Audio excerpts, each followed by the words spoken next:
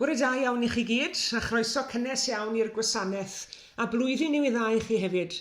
Gobeithio bod chi gyd wedi cael nadolig diogel a iach. Diolch i chi am droi mewn ato ni ar gyfer yr oedfa heddi ar y sil cyntaf o'r flwyddyn newydd. Fydd yr oedfa hon yn oedfa gymyn, ac os ych chi'n dymuno rhannu â ni yn y cymyn, gai ofyn yn garedig i chi i baratoi darn o fara a gwydred o ddiod.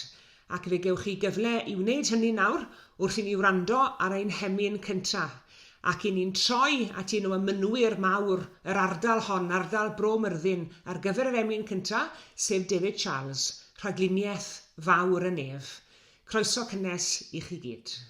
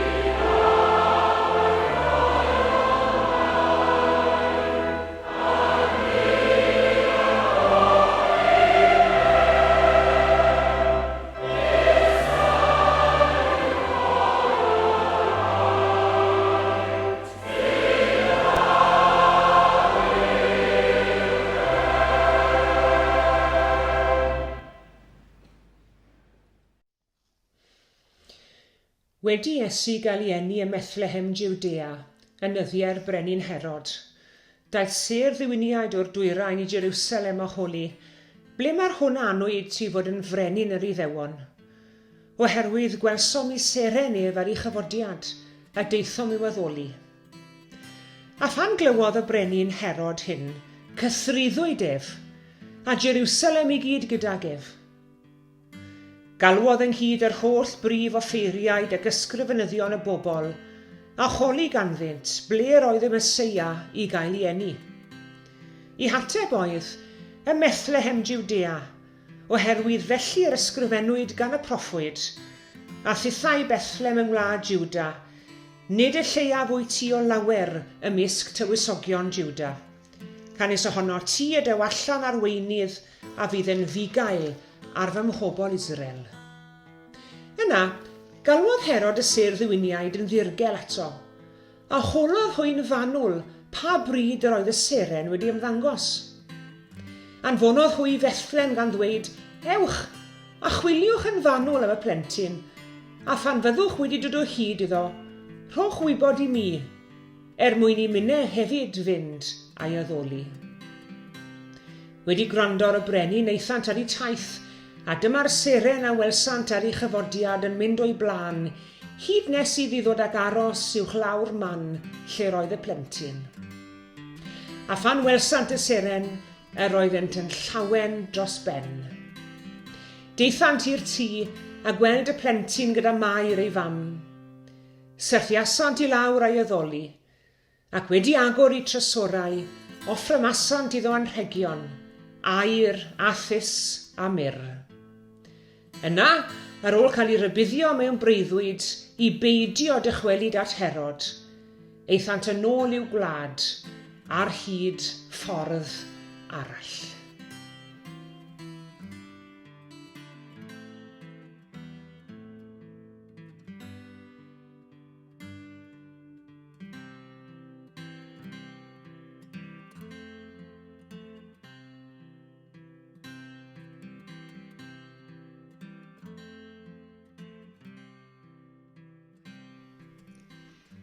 Mae blwyddyn newydd bob amser yn dod â theimlad o obaith i ni. Mae'r hen flwyddyn gyda'i holl ofidiau, i siomedigaethau, i methiannau a'i thristwch bellach y tu ôl i ni, ac mae llechen lan o'n blaenau.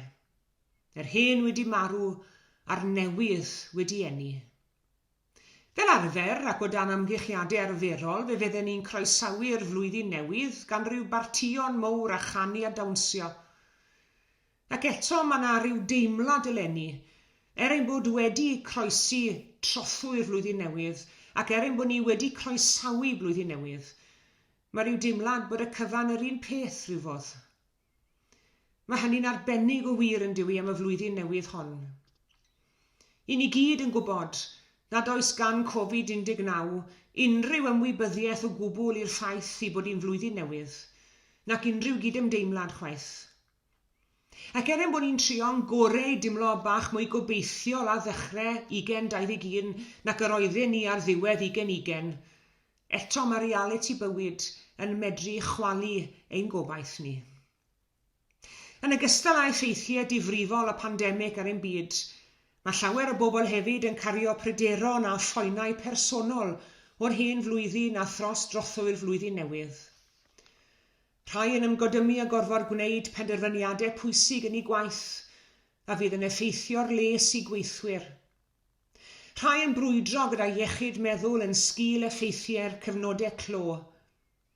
Rhai wedi gorfod delio chorlledion mawr yn ddiweddar ac yn trial meddwl sut y gallwn nhw wynebu'r flwyddyn sydd i ddod heb gwmni rhywun a oedd yn annwyl iddyn nhw. Rhai yn teimlo'n unig iawn, gweithaf y pobl o'i cwmpas. Rhai yn ofni'r hyn all ei fod yn y dyfodol. Rhai yn pendroni a fydd ei breuddwydion byth yn cael ei gwireddu. Neu a fydd y flwyddyn newydd hyd yn oed yn fwy rhwystredig ac yn llawn teimladau o feredd nad ddiwetha. Os ydych chi yn profi unrhyw un o'r teimladau hyn, neu rhywbeth arall tebyg, wel mae hynny'n olreit. I chi mewn cwmni da. Mae llawer ohonon ni'n teimlo poen neu bryder y flwyddyn newydd hon. A phan ni'n teimlo fel hyn, y demtasiwn yw aros gyda'r cyfarwydd a'r cyfforddus, cropian yn ôl i'r gwely a chwtio tu ôl i'r dillad gwely, neu sleifio i mewn i'r presef gyda Iesu, lle mae'n gynnes ac yn saff.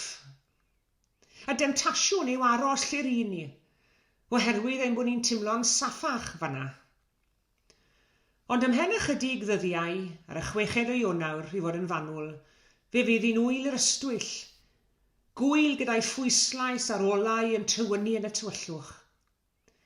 Ar wyl yr ystwyll, 12 diwrnod wedi'r Nadolig, fe gofiw nid yn unig bod angen tynnu'r goeden a'r arddeirniadau a'r trimmings i lawr, ond fe gofiwn hefyd am y doethion yn teithio o'r dwyrain i weld y baban Iesu. Fe gofiwn bod y newyddion am eni Iesu gwaredwr y byd wedi cyrraedd yr holl genhedloedd.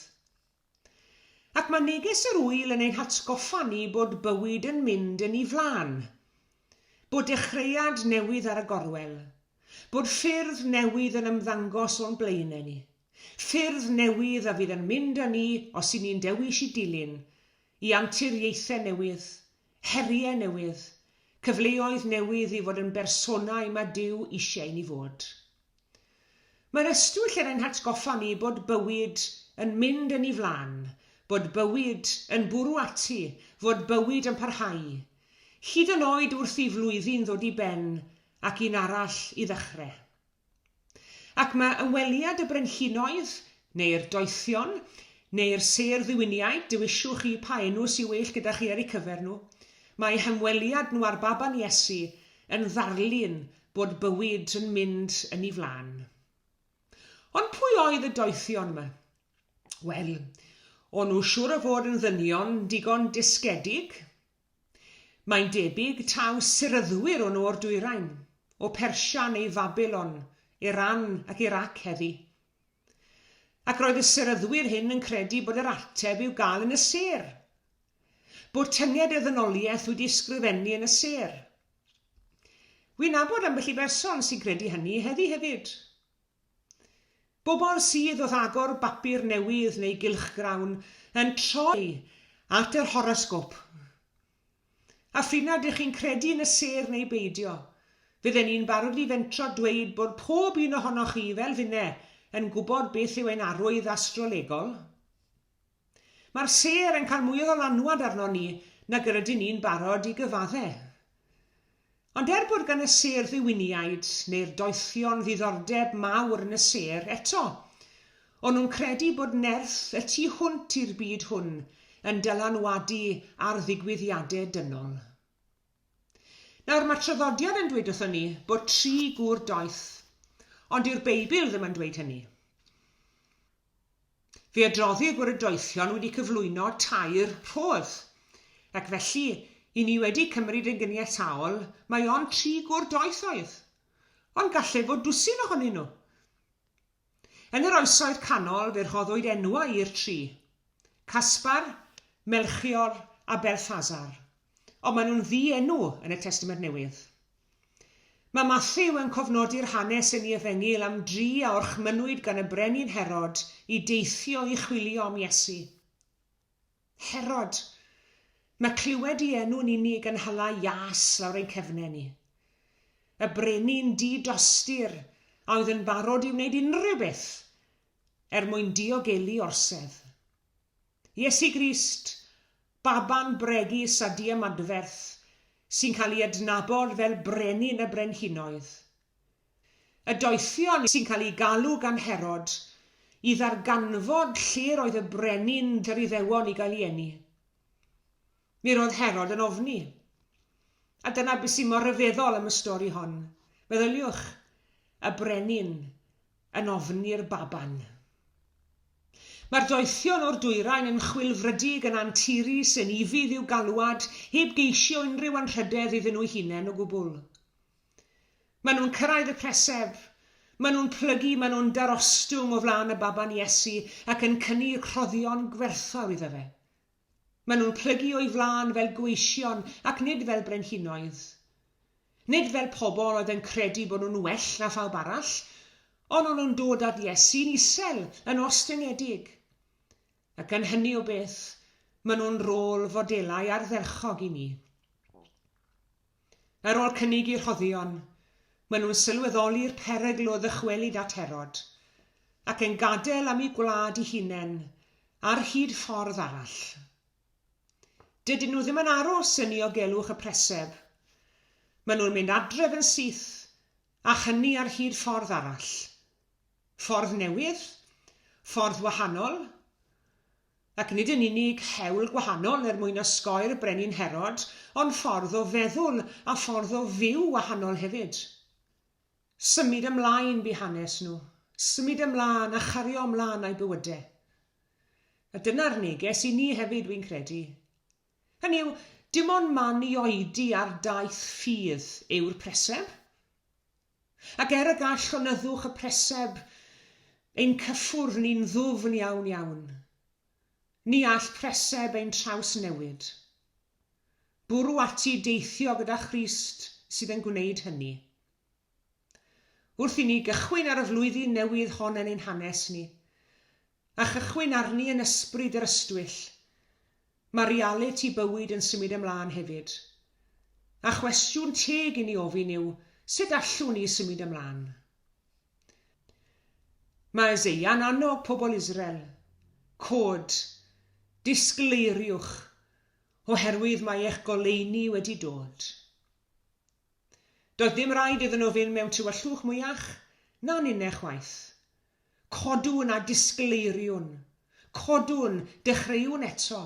Mae mwy i ddod. Mae ffyrdd newydd i deithio arnyn nhw eto a flwyddyn newydd hon. Ond mae yna rymoedd pwerus hefyd yn gweithio yn erbyn y cyfarwyddyd hwn. Difaterwch, diffyg hyder ein cyflwr corfforol neu feddyliol, mae'r rhain i gyd yn tueddu yn dylan i nôl. Ac yn wath ag unrhyw un o'r rhain, mae ofn beth awn nesaf gyda'r hen Covid-19. Wrth gwrs i fod e'n codi ofon arno ni.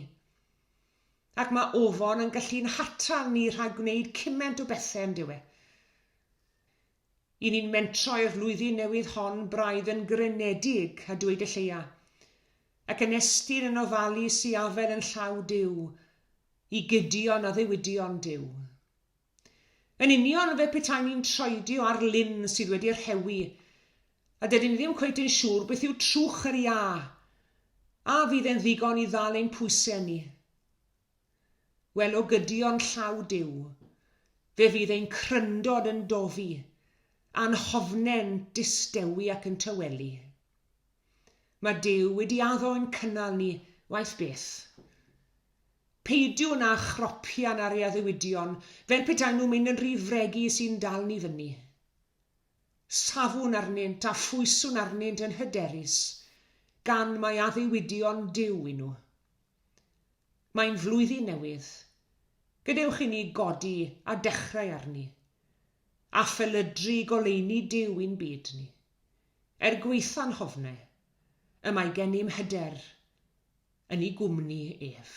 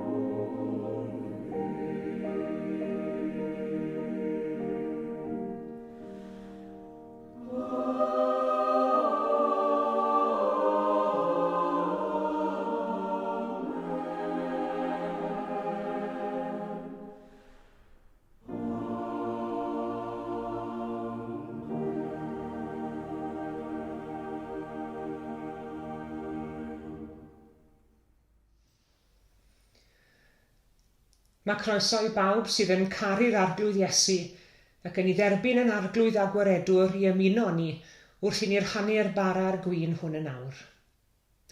Gadewch i ni wrando ar hanes sefydlu swper yr arglwydd. Wy'n darllen o'r 11:10 o'r lythyr cynta'r Apostol Paul at yr eglwys yng Nghorinth.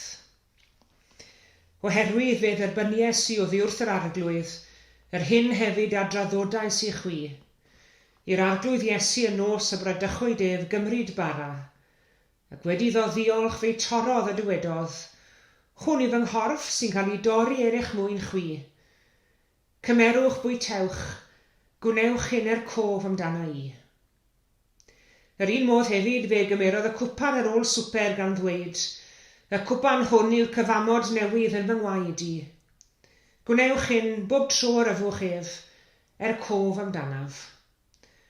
Oherwydd bob tro byddwch yn bwyta'r bara hwn, ac yn yfed y cwpan hwn, yr ydych yn cyhoeddi marwolaeth yr arglwydd, hyd nes y daw.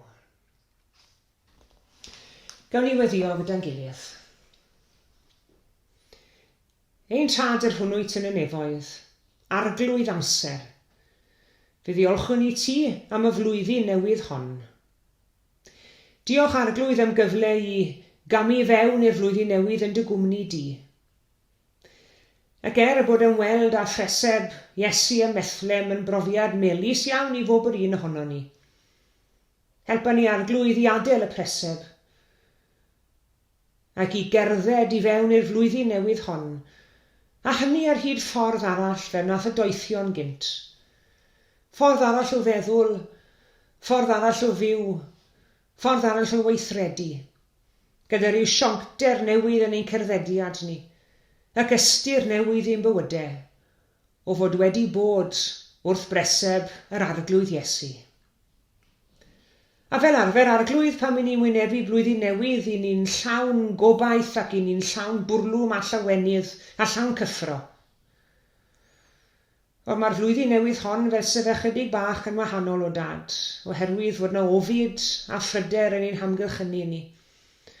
Ac i ni'n rhyw wynebu'r flwyddyn gyda rhyw nerfusrwydd mawr. Ond o dad, diolch i ti ein bod ni'n gallu camu fewn i'r flwyddyn newydd yn dy gwmni di, a helpa ni i ddal yn dyn yn dy law di, a cherdded yn agos iawn yn dy ymyl di, wrth i ni wneud ein ffordd drwy'r flwyddyn newydd, oherwydd i ni'n gwybod fod yna brofiadau gwahanol i'r arfer yn mynd i ddod i'n rhan ni.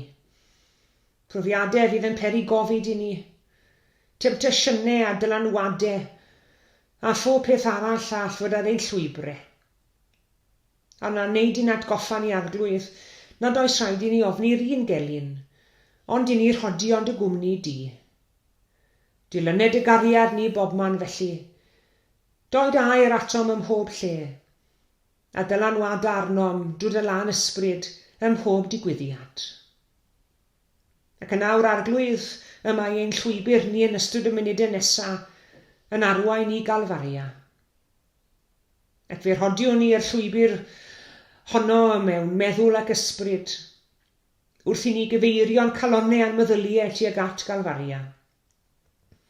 Ac wrth i ni weld Iesu ar y groes, a chofio pa mor ddrud i ti oedd cadw'r byd. Bedwn ni byth a gwahanu Bethlem o Galfaria o dad. Ac yn wir i ni'n ymwybodol iawn bod y groes wedi taflu i gysgod ar lwybr Iesu o'r foment y gas ei eni. Ac felly o adael Bethlem arglwydd, i ni'n cychwyn y daith i Galfaria yng nghwmni Crist. I ni'n diolch i ti am dy gariad ryfeddol tuag ato ni. Ac yn diolch nad oes un man y medrwn ni fynd iddo fe, nag oes un peth yr fedrwn ni wneud sydd y tu allan i gylch dy gariad a thofal di. Ac wrth i ni feddwl am Galfaria, fe gofiwn ni'n arbennig am y cariad hwnnw. Dyma gariad, fel y moroedd, trosti'r ieithau fel y llu. Tywysog bywyd pur yn marw, marw i brynu'n bywyd ni. Pwy all beidio a chofio amdano? Pwy all beidio a threithi glod? Dyma gariad, na dan angof, tra bo nefoedd wen yn bod. Sa'n teiddio ar hyn i ni ymwneud yn awr o dad wrth i ni rhannu'r bara'r gwyn hwn. Yr elfennau naturiol hyn sydd i'n ffydd ni yn arwyddion gweladwy o gorff Iesu a ddrychiwyd drosom ar y groes, ac o waed Iesu a rhedodd yr ei mwyn. O dad, diolchwn i ti am y wledd hon, a'r fraint fawr o gael cyfranogi ohoni. Bendithia felly y wledd, yn enw Iesu Grist, a ddath yn faban bach i'r preseb y Methlem, ond y dyfodd yn ddyn, ac a drodd y groes yn orsedd, a'r draen yn goron. Ac i ti o ddiw dad yn dad, mab ac ysbryd glân, a bo'r clod a'r mawredd a'r gogoniant, o'r awr hon ac hyd yn oes oesoedd. Mae un o'n nawr i weddio gweddi'r teulu gyda'n gilydd. Ein tad yr hwnnwyt yn y nefoedd, sancteiddi'r denw, deled y deyrnas, gwneler dy wyllus, megis yn y nef, felly ar y ddeiar hefyd. Dyro i ni heddiw ein bara benyddiol, a madda i ni ein dyledion fel y myddiwn unna i'n dyledwyr. Ac nac arwain ni brofedigaeth, eithir gwared ni rhag drwg. Cynnig sydd o ti yw y deyrnas, a'r nerth a'r gogoniant, yn oes oesoedd. Amen.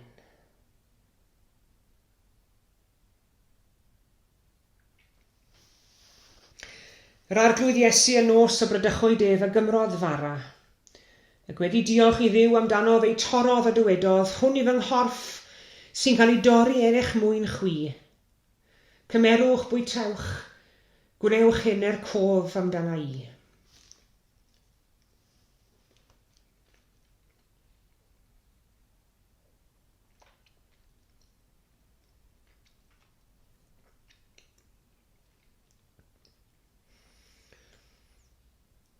Ac yn yr un modd fe gymerodd gwpan ar ôl swper gan ddweud, y cwpan hwn yw'r cyfamod newydd yn fy ngwaed i, a fwn bawb o hwn.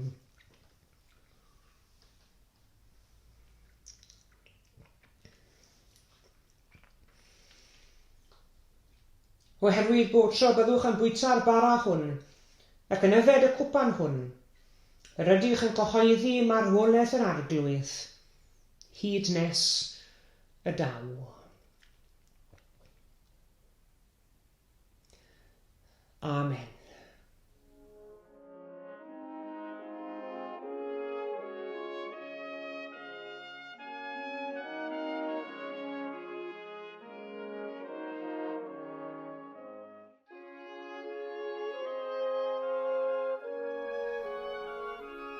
Diolch yn fawr iawn i chi gyd am eich cwmni.